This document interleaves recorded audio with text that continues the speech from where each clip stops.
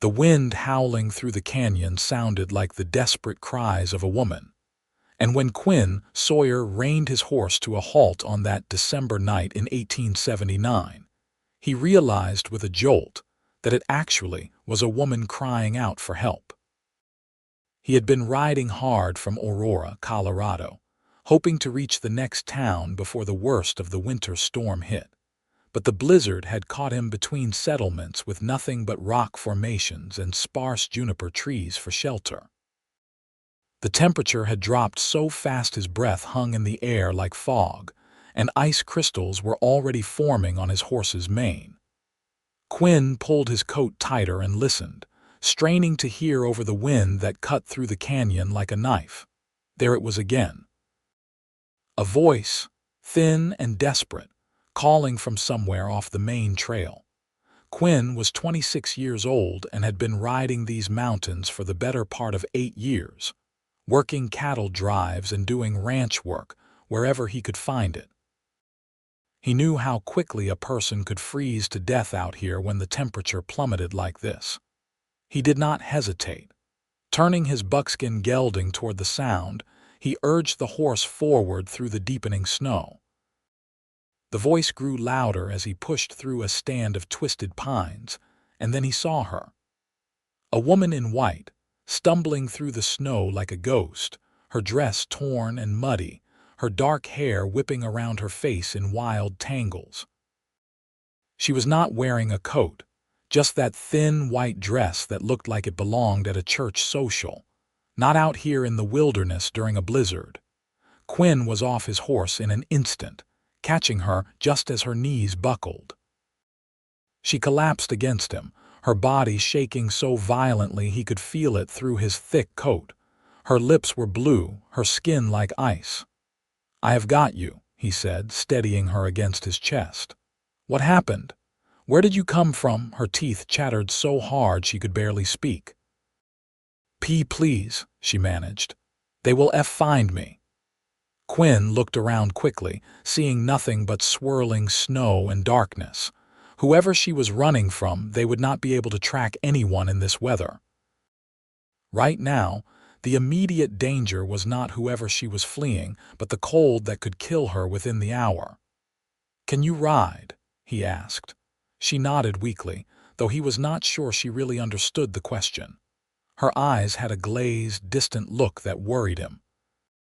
He had seen men get that look right before they gave up and lay down in the snow to die. Quinn lifted her onto his horse, then swung up behind her, pulling her back against his chest and wrapping his coat around both of them as much as he could.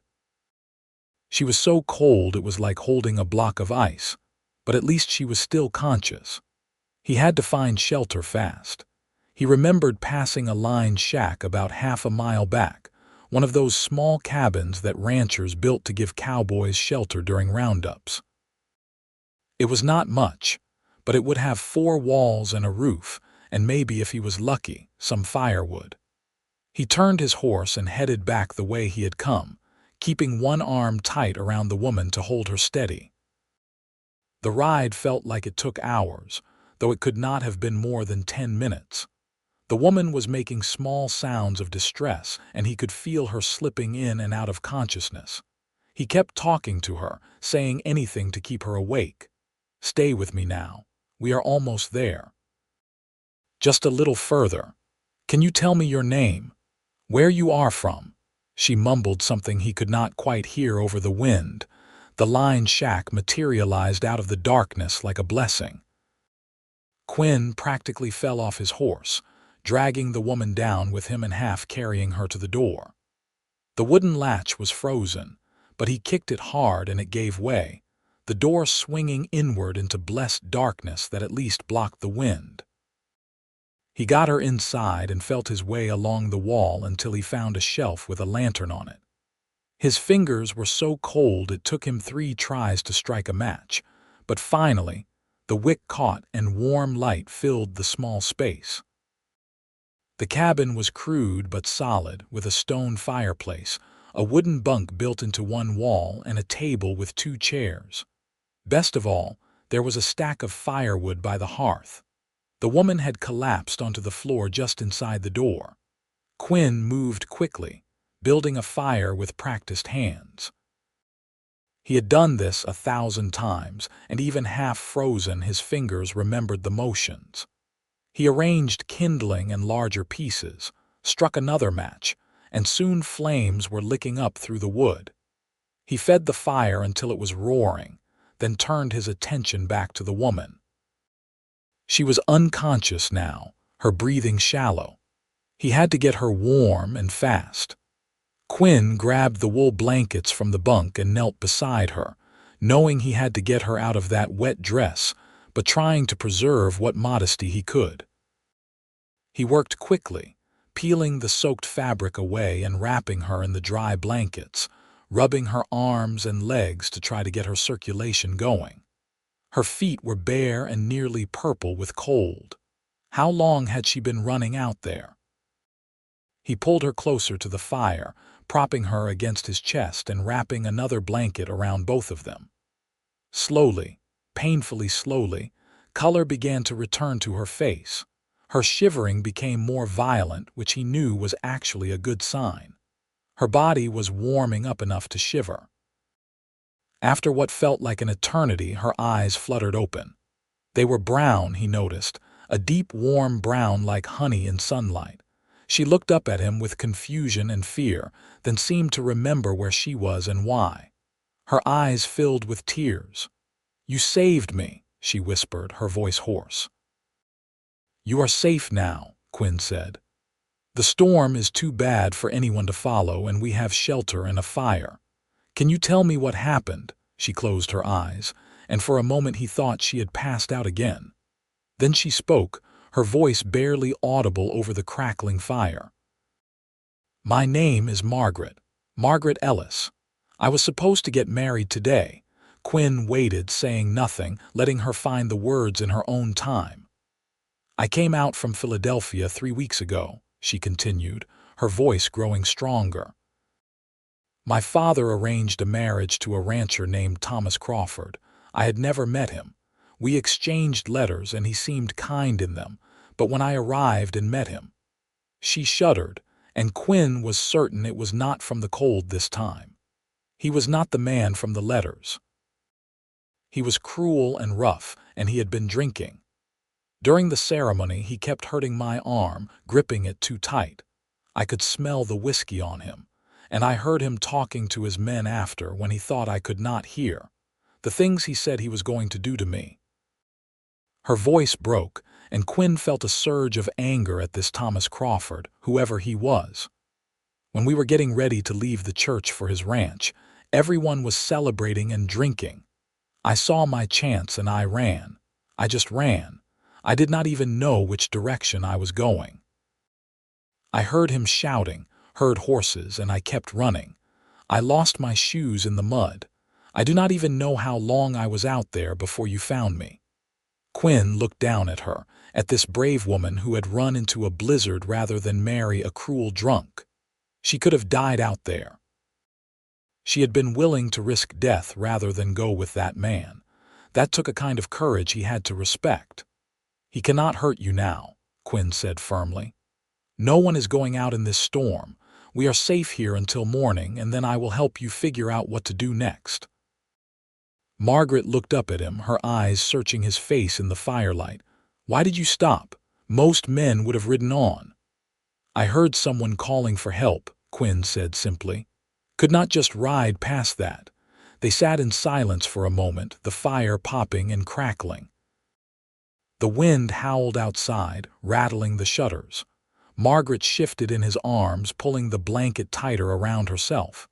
"I do not even know your name," she said. "Quinn Sawyer." "Thank you, Quinn Sawyer. You saved my life tonight." He did not know what to say to that, so he just nodded. He had never been much good with words. Growing up working ranches, he had learned to communicate more with actions than talking. "Are you from Aurora?" Margaret asked. "I have been working a ranch there for the past year," Quinn said. "Before that, I worked all over. Wyoming, Montana, wherever there was work. My folks had a small farm in Kansas, but they died of fever when I was 17. Been on my own since then." "I am sorry," Margaret said softly. "It was a long time ago." Quinn added more wood to the fire. The cabin was warming up nicely now, the walls blocking the worst of the wind. "What about you? What are you going to do now? You cannot go back to Crawford." Margaret was quiet for a long moment. "I do not know," she admitted. "I have no money. Everything I brought with me is at his ranch. My father is gone. He died 6 months ago, which is why he arranged this marriage before he passed. He wanted to make sure I would be taken care of. He did not know what kind of man Crawford really was." "You have other family back east," she shook her head. "My mother died when I was young. I have an aunt in Boston, but we are not close. She made it clear when my father died that I should not expect help from her." Her voice was bitter. "I was a teacher in Philadelphia. I had my own little room and my own life. It was not much, but it was mine. And then my father got sick and everything changed. He was so worried about leaving me alone. He thought he was doing the right thing, finding me a husband who owned land and could provide for me." "Teaching is good work," Quinn said. "Towns out here always need teachers." "You think so?" For the first time, there was a note of hope in her voice. "I could try to find another teaching position somewhere. I do not see why not. Aurora could use a teacher. The current one is leaving to get married herself, moving to Denver with her husband. I heard the mayor talking about it last week." Margaret twisted to look up at him, her eyes bright. "Really? Do you think they would hire me, even without references, without my things?" "I think the mayor would be happy to have anyone willing to take the job," Quinn said honestly. "It does not pay much, but it comes with a small house near the schoolhouse." "A house?" Margaret breathed. "My own house." They fell silent again, and Quinn found himself very aware of the warm weight of her in his arms, the way the firelight caught in her dark hair. She was beautiful, he realized. He had been so focused on getting her warm and safe that he had not really looked at her, but now he did. She had a delicate face with high cheekbones and a determined chin. Despite everything she had been through, there was a strength in her eyes. She must have felt him looking at her because she glanced up at him again. Their eyes met and something passed between them, something Quinn could not quite name. It made his heart beat faster. "You are staring," Margaret said, but there was no accusation in her voice. If anything, she sounded almost pleased. "Sorry," Quinn said, feeling heat rise in his face that had nothing to do with the fire. You are very brave, running like you did." "I was terrified," Margaret admitted. "I am still terrified, but you make me feel safe." The wind rattled the shutters again, harder this time, and snow blew in through the cracks around the door. The storm was getting worse. Margaret shivered and pressed closer to Quinn. "Stay with me until morning," she whispered, and there was something in her voice that made Quinn's breath catch. It was not exactly a question, but not quite a statement either. It was trust, he realized.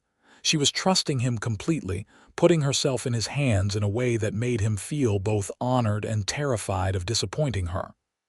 "I am not going anywhere," Quinn promised. "I will keep you safe until morning, and then I will take you back to Aurora. We will talk to the mayor about that teaching position. Everything is going to be all right." Margaret closed her eyes and rested her head against his chest. "I believe you," she murmured. They sat like that for a long time, wrapped in blankets by the fire while the blizzard raged outside. Quinn found himself studying her face in the firelight, memorizing the curve of her cheek, the way her eyelashes cast shadows on her skin. He had never felt anything quite like what he was feeling now. He had known this woman for less than an hour, but already the thought of anything happening to her made his chest tight.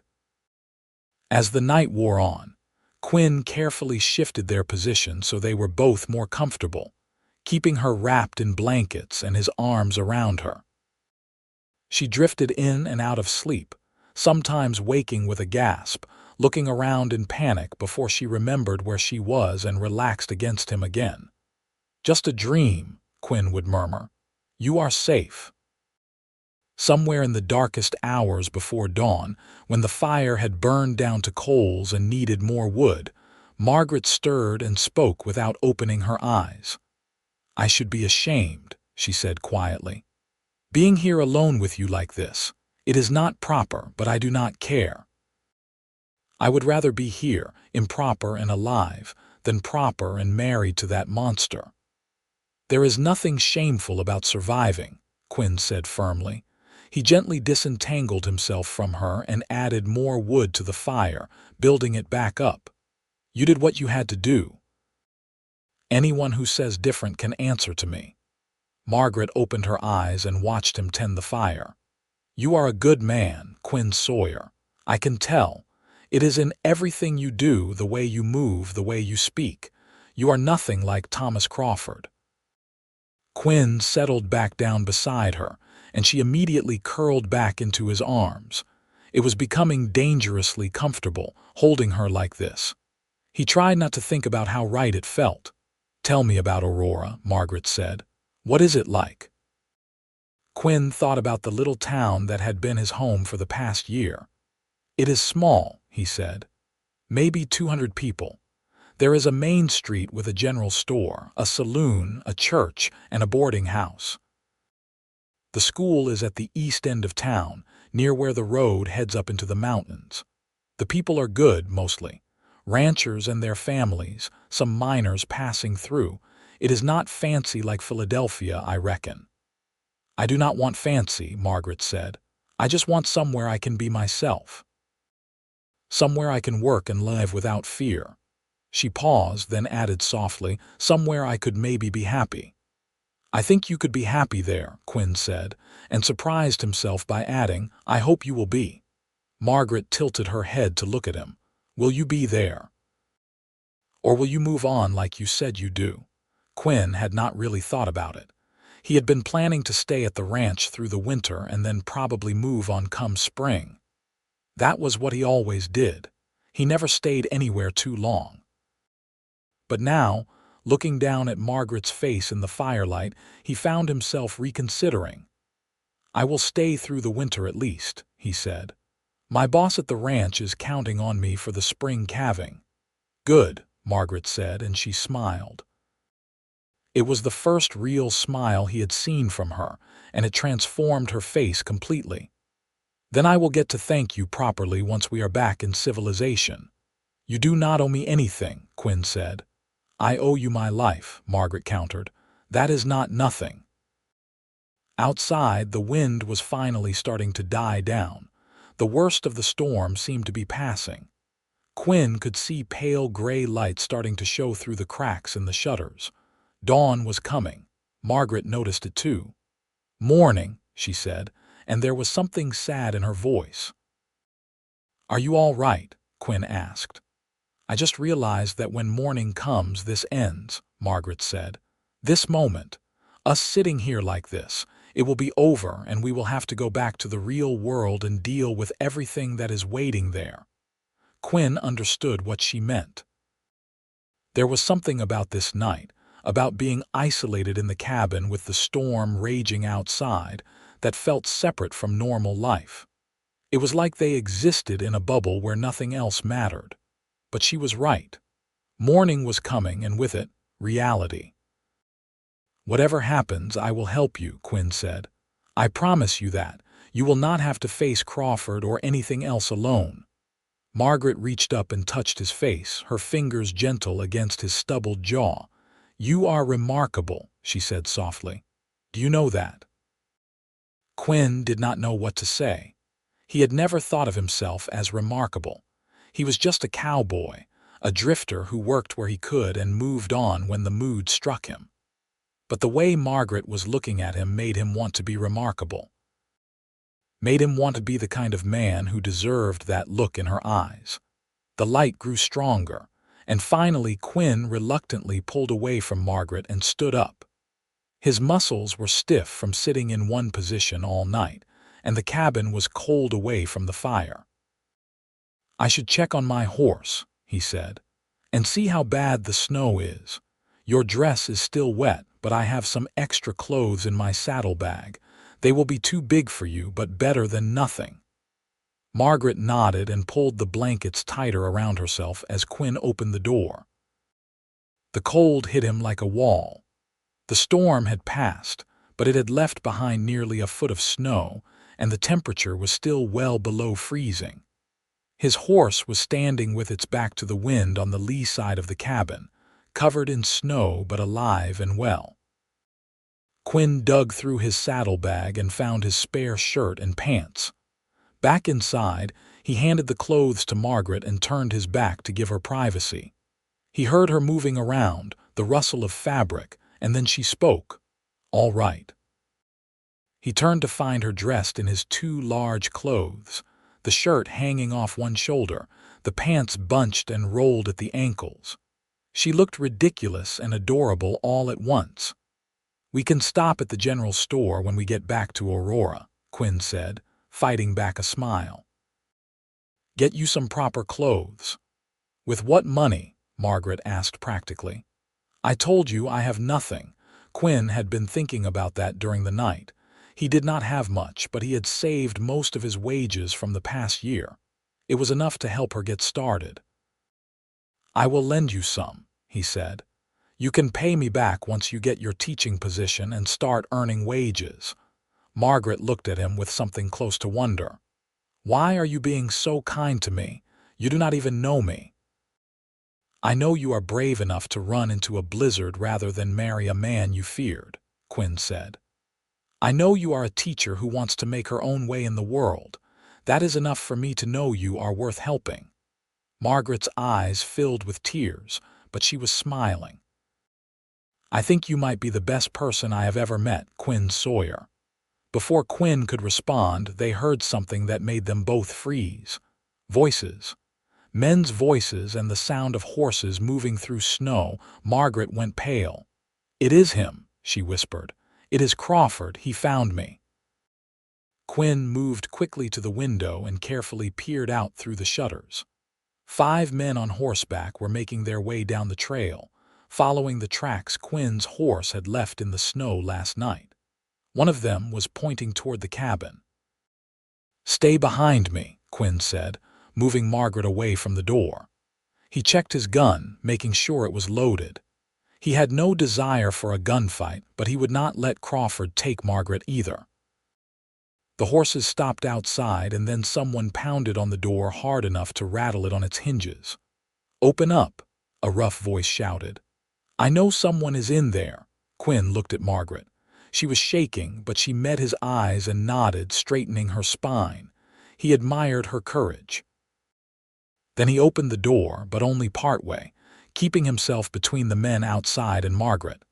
The man in front was big, well over 6 feet, with a red face and mean little eyes. He was wearing expensive clothes that were now soaked and muddy from riding through the storm. This had to be Thomas Crawford. "That is my bride you have got in there," Crawford said, his voice slurred even now with drink. "She ran off during our wedding. I am here to collect what is mine." "The lady does not want to go with you," Quinn said evenly. "I suggest you turn around and head back to your ranch." Crawford's face turned even redder. "The lady," he spat, "that is my wife. We were married legal and proper before she ran off. She belongs to me." "The marriage was not completed," Margaret said, stepping forward despite Quinn's attempt to keep her behind him. Her voice was steady, though Quinn could feel her trembling. "I left before we could sign the license. We are not married, Mr. Crawford." Crawford's eyes narrowed as he looked at Margaret in Quinn's oversized clothes, her hair loose and wild around her shoulders. "Spent the night with this cowboy, did you? You run off from me and spend the night with some drifter. You are nothing but a common whore." Quinn's fist connected with Crawford's jaw before he even realized he had moved. The bigger man stumbled backward, nearly falling off his horse. The other men reached for their guns, but Quinn already had his out, aimed steadily at Crawford. "Call her that again, and the next one will not be with my fist," Quinn said quietly. There was something in his voice that made the other men pause. Crawford wiped blood from his mouth, his eyes full of hate. "You just assaulted me in front of witnesses. I could have you arrested. Hung." "You could try," Quinn said. "Or you could accept that the lady does not want to marry you and ride away, your choice." For a long moment nobody moved. Then one of the men with Crawford, an older man with gray in his beard, spoke up. "Tom, maybe we should head back. This storm was bad and the boys are cold and tired. The girl clearly does not want to come with us." "Shut up, Frank," Crawford snarled, but some of the fight had gone out of him. He looked at Margaret again, his expression ugly. "You will regret this, both of you. I have money and influence in this territory. You will not find work, you will not find shelter, I will make sure of it."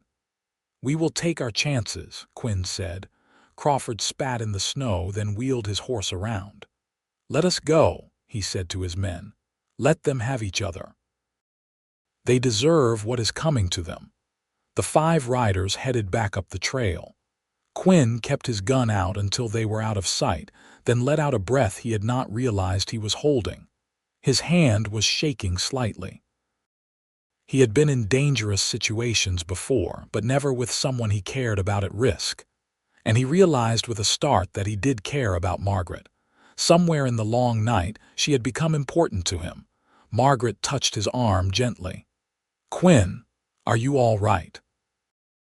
"I am fine," he said, putting his gun away. "Are you?" "I am sorry about what he said." "I have heard worse," Margaret said, though her voice was tight. "He is wrong, of course.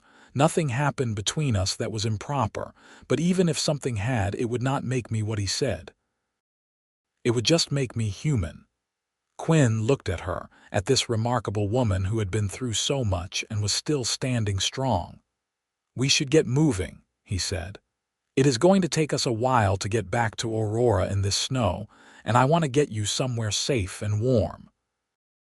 They prepared to leave, Quinn saddling his horse and making sure the fire was completely out.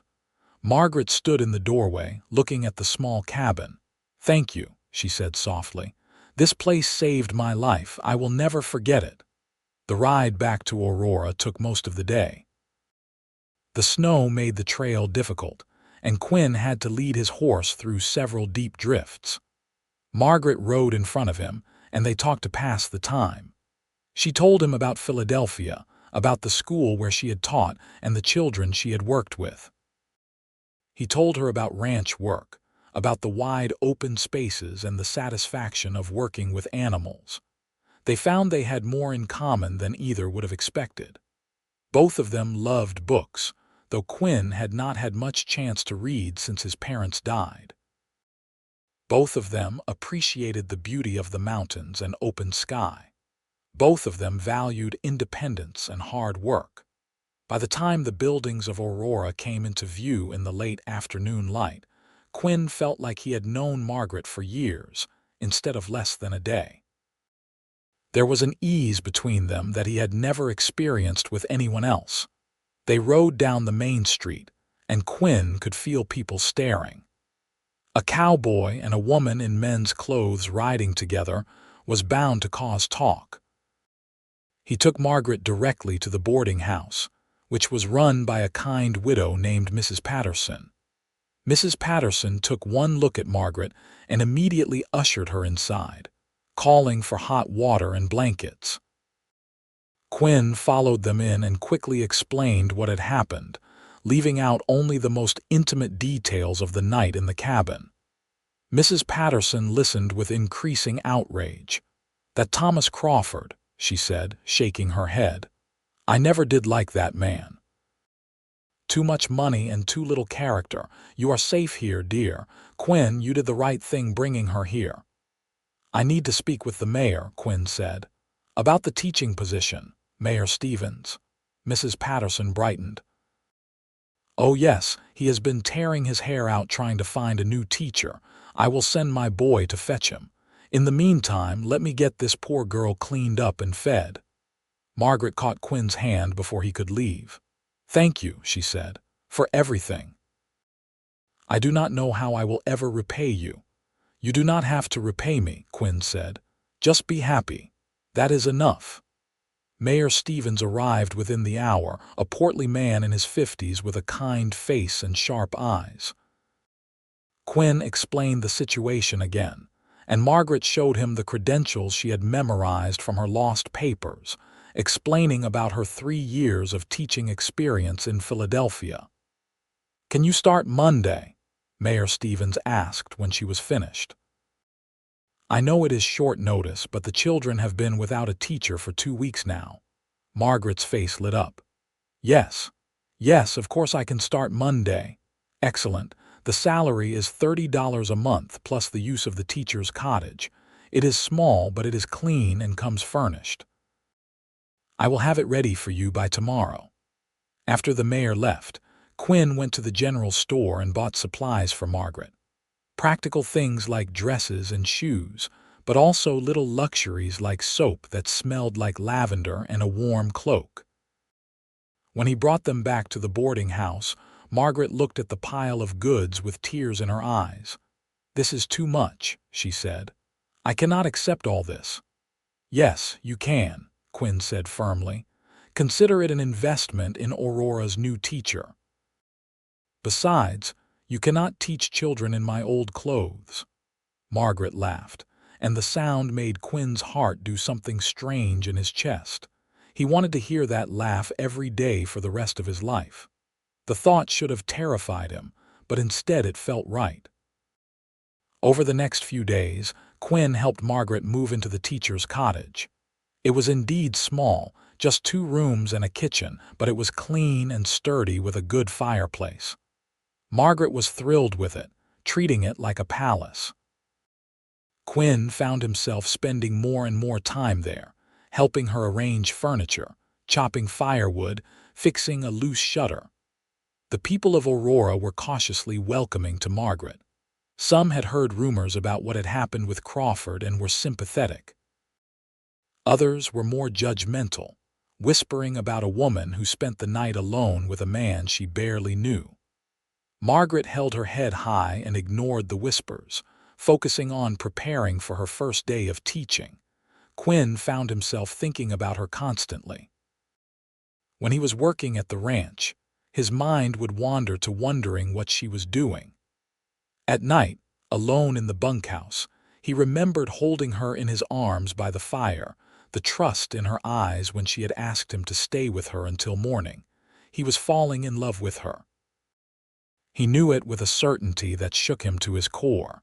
He had never been in love before, had never even come close. But what he felt for Margaret was undeniable. The question was, did she feel the same way? On Sunday evening, the night before Margaret's first day of teaching, Quinn stopped by her cottage. She answered the door in one of her new dresses, her hair pulled back in a simple bun. She looked nervous and excited and beautiful. "Quinn, come in. I am so anxious about tomorrow I cannot sit still." He stepped inside, taking off his hat. "You are going to do fine. The children will love you. I hope so." She twisted her hands together. "What if I am terrible? What if I have forgotten everything about teaching?" "You have not forgotten anything," Quinn said. "You are smart and kind and patient. That is what makes a good teacher."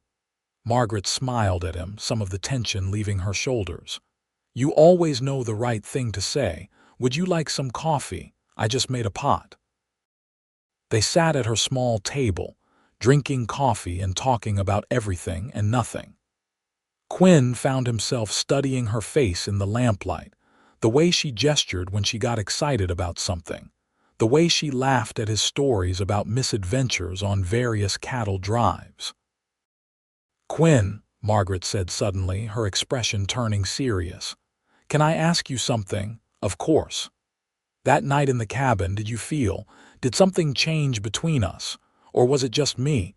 Quinn's heart started pounding. This was it. The moment where he could tell her the truth or play it safe. He thought about all the years he had spent drifting, never settling down, never letting anyone get close. He thought about how empty that life had been, even though he had not realized it at the time. And then he thought about how he felt when he was with Margaret, how complete, how happy. "Something changed," he said quietly. "At least for me. Margaret, I know it has only been a few days, but I cannot stop thinking about you, about that night. About the way you trusted me, the way you felt in my arms. I know it is too soon and you have been through so much, and I am just a ranch hand with nothing to offer, but I—" Margaret stood up and crossed to him, taking his hands in hers. "You are not just anything," she said fiercely. "You are the man who saved my life. The man who treated me with respect and kindness when I had nothing. The man who makes me feel safe and happy and hopeful for the future." She took a deep breath. "I am falling in love with you, Quinn Sawyer. I think I started falling that night in the cabin, and I have not stopped since." Quinn stood, pulling her closer. "I am falling in love with you too," he said. "I think I have been since the moment I saw you stumbling through that snow." They stood like that for a long moment, just looking at each other, and then Quinn slowly leaned down and kissed her. It was gentle and sweet, nothing like the passionate embraces he had seen in the saloon or heard men joke about. It was a kiss full of promise and hope and tenderness. When they pulled apart, Margaret was smiling. "Well," she said, "that was worth waiting for." Quinn laughed, feeling lighter than he had in years. "Can I court you properly? I know we are doing this backward, but I want to do right by you." "I would like that very much," Margaret said.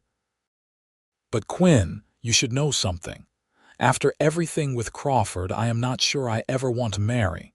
The idea of belonging to someone, of being someone's property, it terrifies me." "You would never be my property," Quinn said firmly. "If we married, it would be a partnership, equals. I would never want to own you, Margaret. I want to stand beside you, not above you." Margaret's eyes filled with tears. "You really mean that?" "I do." "Then yes," she said, "court me. Let us see where this goes." Margaret's first day of teaching went well. Quinn stopped by the schoolhouse that afternoon to find her surrounded by smiling children, all of them excited about their new teacher. Over the following weeks, she became a beloved part of the Aurora community. Her kindness and skill as a teacher won over even those who had been skeptical about her. Quinn courted her in the traditional way, despite their unconventional beginning. He took her on buggy rides through the snow-covered mountains. They attended church together on Sundays. He came to dinner at her cottage several times a week, and she visited him at the ranch, bringing picnic lunches and laughing at the antics of the newborn calves. They were the subject of much gossip in Aurora, but it was mostly good-natured. People could see how happy they were together, how well they complemented each other. Mrs. Patterson became Margaret's biggest champion, declaring to anyone who would listen that Quinn and Margaret were the perfect match. Winter turned to spring, and the snow melted to reveal green meadows full of wildflowers. Quinn found himself thinking more and more about the future, not the empty future of drifting from job to job that he had always imagined, but a real future. A home, a family, a life with Margaret. One evening in late April, as they sat on the porch of her cottage watching the sunset, Quinn took her hand. "Margaret, I have been thinking. The ranch owner offered me a permanent position as foreman. It would mean better pay and a house on the ranch property. I told him I needed to think about it." Margaret looked at him, her expression unreadable. "What does that mean for us?" "It means I am staying in Aurora, permanently, if you will have me." He took a deep breath. "Margaret, I know you said you were not sure about marriage, and I respect that. But I love you. I want to build a life with you. Whether that means marriage or just being together, I do not care. I just want to be with you." Margaret was quiet for a long moment, staring out at the mountains painted gold by the setting sun. Then she turned to him, and there were tears on her cheeks, but she was smiling. "I changed my mind about marriage," she said. "Because of you, you showed me what it could be.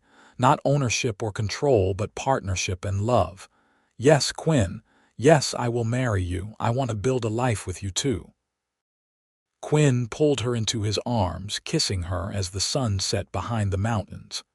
Everything he had been through in his life, all the hardship and loneliness, had led him to that snowy night when he heard a woman crying for help. Led him to Margaret. It had all been worth it. They were married in early June in the little church in Aurora, with half the town in attendance. Mrs. Patterson cried through the entire ceremony. The mayor gave a speech about how happy he was that Aurora's new teacher was staying permanently. Even some of Quinn's friends from other ranches rode in for the celebration. There was one moment during the reception when a rider appeared at the edge of the crowd. Thomas Crawford, looking worse than Quinn remembered, his face puffy and red. He sat on his horse, staring at Margaret in her simple white dress, at Quinn standing protectively beside her. For a moment Quinn tensed, ready for trouble. But Crawford just shook his head, turned his horse around, and rode away. They never saw him again. Quinn took the foreman position, and they moved into a house on the ranch property. It was bigger than the teacher's cottage, with a bedroom and a parlor and a real kitchen. Margaret continued teaching, riding into town each morning and coming home each evening to Quinn. They fell into an easy rhythm, supporting each other, building a life together. Their first year of marriage was full of joy and discovery. They learned each other's habits and quirks. Quinn discovered that Margaret sang while she cooked, even though she could not carry a tune to save her life. Margaret learned that Quinn was surprisingly well-read despite his limited education, and they spent many evenings reading aloud to each other by the fire. They worked together to make their house a home, planting a garden, adding curtains and rugs, filling the space with warmth and laughter. In the spring of their second year of marriage, Margaret discovered she was pregnant.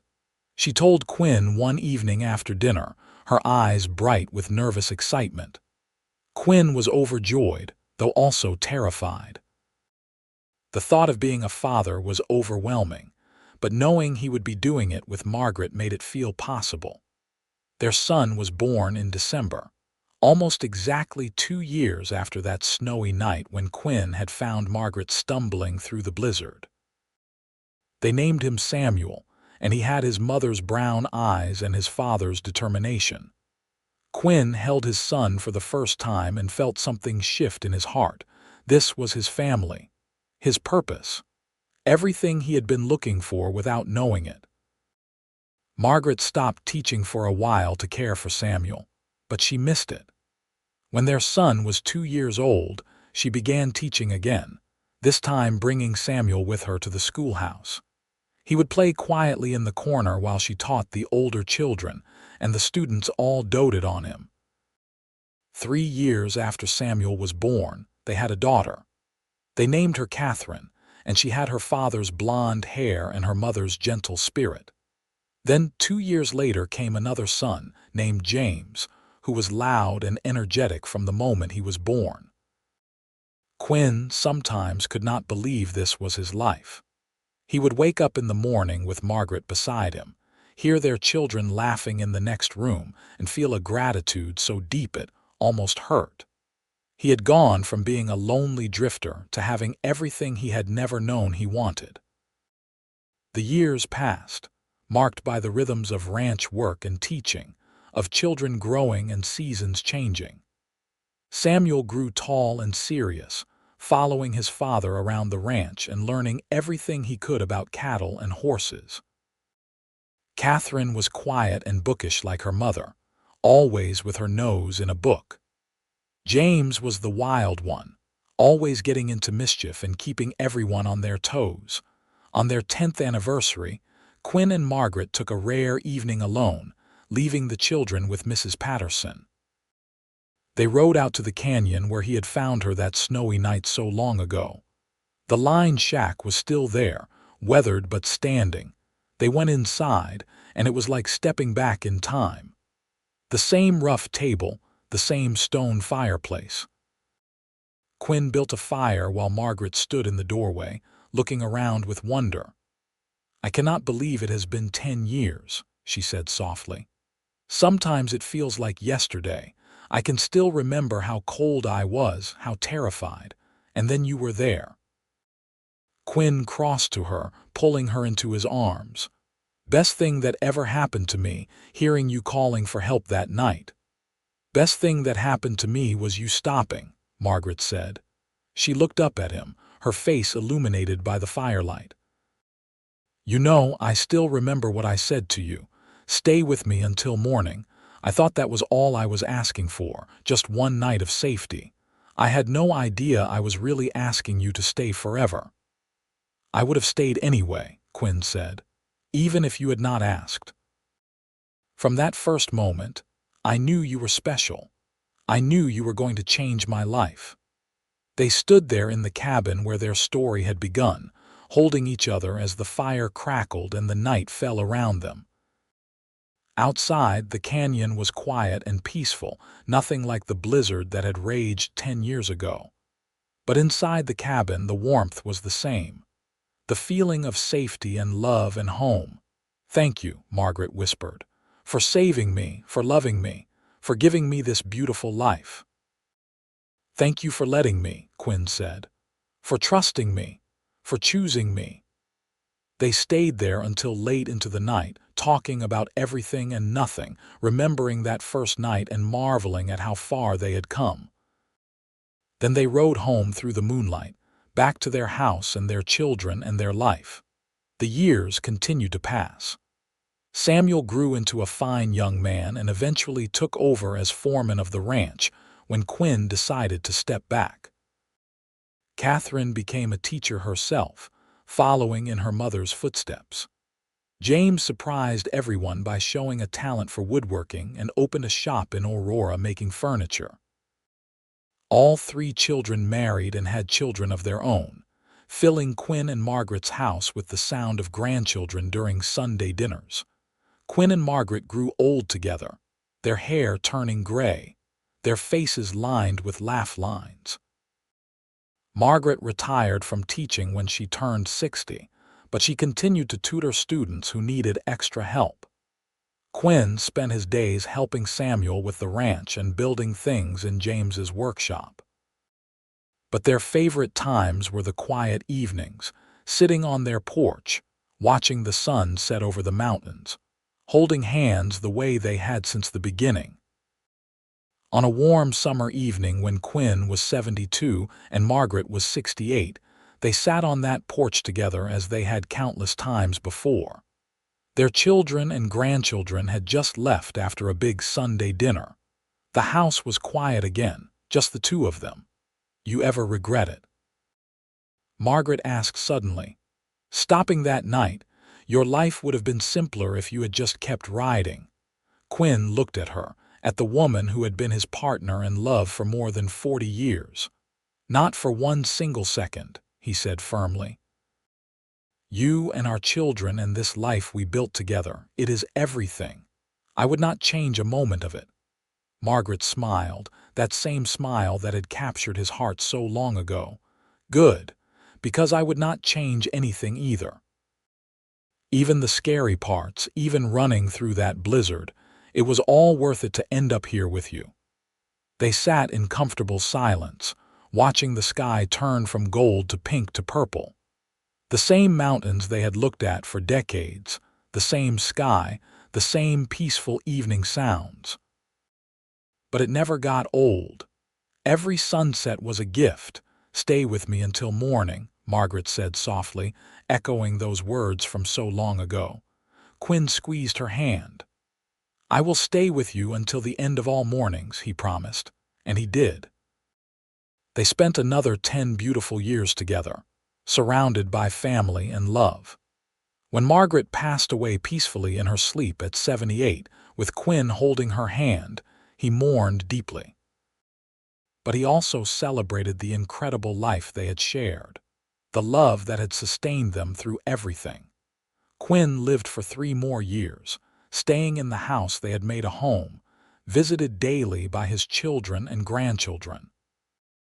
He told them stories about their grandmother, about that snowy night when she had stumbled into his life and changed everything, about how one decision to stop and help someone in need had given him a lifetime of happiness. On a cold December night, almost exactly 50 years after he had found Margaret in that blizzard, Quinn passed away quietly in his sleep. His family mourned but took comfort in knowing he was with Margaret again, and that the love story they had shared would live on in the family they had created together. The old line shack in the canyon eventually fell into disrepair, but the story of the cowboy who saved a bride from the cold night and the love that grew from that desperate moment became part of Aurora's history. Samuel kept the story alive, telling his grandchildren and great-grandchildren about how their family began. The little cottage where Margaret had first taught was turned into a museum with some of her books and lesson plans on display.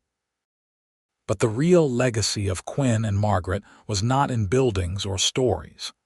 It was in the family they had created, in the values they had instilled, in the love they had shown was possible between two people who respected and cherished each other. Their children passed those lessons to their children, who passed them to theirs, creating a legacy of love that stretched far beyond that one cold night in 1879. And sometimes, on quiet winter nights in Aurora, when the snow fell soft and thick and the wind howled through the canyon, old-timers would swear they could still hear it. A woman's voice calling for help, and the sound of a horse stopping, of a cowboy who chose kindness over convenience. The sound of a love story beginning. The mountains stood eternal, witnessing generation after generation of the family that had started with one brave woman running into a blizzard and one good man who stopped to help. The ranch continued to thrive under Samuel's children and grandchildren. The school where Margaret had taught produced countless students who went on to live good lives, carrying with them the patience and kindness their teacher had shown them. In the church in Aurora, there was a simple plaque dedicated to Quinn and Margaret, commemorating their contributions to the town. But the real memorial to their love was everywhere. In the faces of their descendants, in the stories told around dinner tables, in the way their family continued to value kindness and courage and partnership in marriage. Their story was a testament to how one moment, one decision to stop and help another person, could ripple out through time in ways impossible to predict. Quinn had just been a cowboy riding through a storm. Margaret had just been a desperate woman running from a terrible fate. But together, they had built something that lasted far beyond their own lives, and in the end, that was what mattered. Not the dramatic rescue or the difficult beginning, but the life they had built together afterward. The quiet, steady love that had sustained them through decades. The family they had created. The legacy of kindness and respect they had left behind. As the sun set over Aurora, Colorado, on a winter evening more than a century after Quinn had first heard Margaret calling for help in the snow, their great-great-grandchildren gathered for Sunday dinner at the old ranch house. The house had been expanded and modernized over the years, but the heart of it remained the same. The stone fireplace where Quinn and Margaret had warmed themselves on cold nights still stood. The porch where they had watched countless sunsets was still there, though now it had been rebuilt and reinforced. The youngest child, a girl of 6, asked her grandfather to tell her a story. And he told her about Quinn and Margaret, about the cold night and the desperate rescue, about the love that had grown from that beginning. The little girl listened with wide eyes, then asked the question that children always asked. Did they really love each other that much? Her grandfather smiled and looked at his wife, his partner of 30 years, and saw in her face the same love that Quinn and Margaret had shared. The kind of love that was built on respect and partnership, on choosing each other every single day. Yes, he said simply. They really did. And that love is still here in all of us. Every time we choose kindness over convenience, every time we stop to help someone in need, every time we treat our partners as equals and cherish them as they deserve, we honor Quinn and Margaret. We keep their story alive. The little girl nodded seriously, already understanding in the way children do that this was important. This mattered.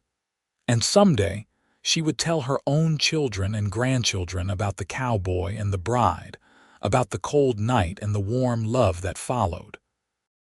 The story would continue, passed down through generations, a reminder that true love was not about grand gestures or perfect circumstances. It was about choosing to stop when you heard someone calling for help. It was about staying until morning and then choosing to stay for all the mornings after that. It was about building something together, brick by brick, day by day, until you had created a legacy that would outlast you both. Quinn and Margaret's story had started with Margaret whispering, "Stay with me until morning," in a cold cabin while a blizzard raged outside. But it had become so much more than one night. It had become a lifetime. It had become a family. It had become a legacy of love that would continue long after the last person who remembered them was gone. And that, in the end, was the truest kind of happily ever after. Not just the two of them finding happiness together, but that happiness rippling out to touch everyone they knew, to shape everyone who came after them, to remind the world that love and kindness and courage mattered. That one person stopping to help another person could change everything. The stars came out over Aurora, the same stars that had witnessed that first desperate night. The mountains stood silent and eternal, and in the hearts of everyone who carried Quinn and Margaret's blood in their veins, who carried their story in their memories, their love lived on. Not as something dusty and historical, but as something alive and vital and real. Because true love never really ends. It just grows and changes and spreads, touching more lives, creating more stories, inspiring more people to be brave and kind and open to the possibility that the person who stumbles into your life on a cold night might just be the one who changes everything. And somewhere, in whatever comes after this life, Quinn and Margaret were together still, forever bound by the choice he made to stop when he heard someone calling for help, and the choice she made to trust him when she whispered those words that started it all. "Stay with me until morning." He had stayed, and in staying he had given her everything: safety, love, partnership, a family, a life beyond anything either of them could have imagined in that cold cabin so long ago. Their story was complete. Their ending was happy. And their legacy would continue, as long as there were people who believed in the power of kindness, the importance of courage, and the enduring strength of true love. The end of their story was really just the beginning of all the stories that came after. And that was the most beautiful ending of all.